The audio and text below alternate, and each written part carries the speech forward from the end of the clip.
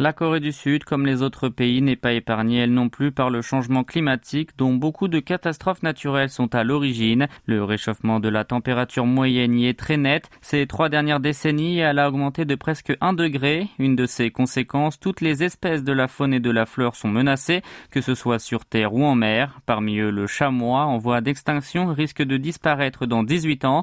Vivant dans les montagnes, il est classé monument naturel au pays du matin clair. D'après un chercheur de l'équipe de l'étude de l'habitat de ce mammifère ruminant à l'université de Daegu, cet animal vit dans les zones rocheuses menant à un chemin de crête pour pouvoir s'enfuir aisément.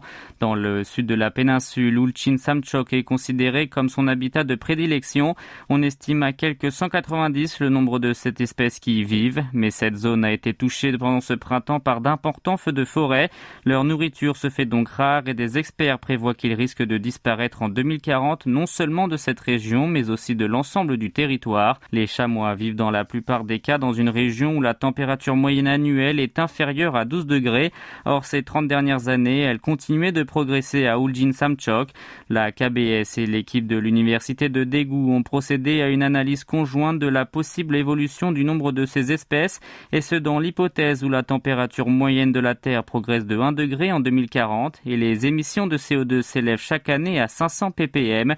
Résultat, leur habitat est détruit au fur et à mesure de la montée de la température et dans 18 ans, les chamois ne pourront vivre que dans certaines régions nord de la province de Gangwon, proche de la frontière avec la Corée du Nord.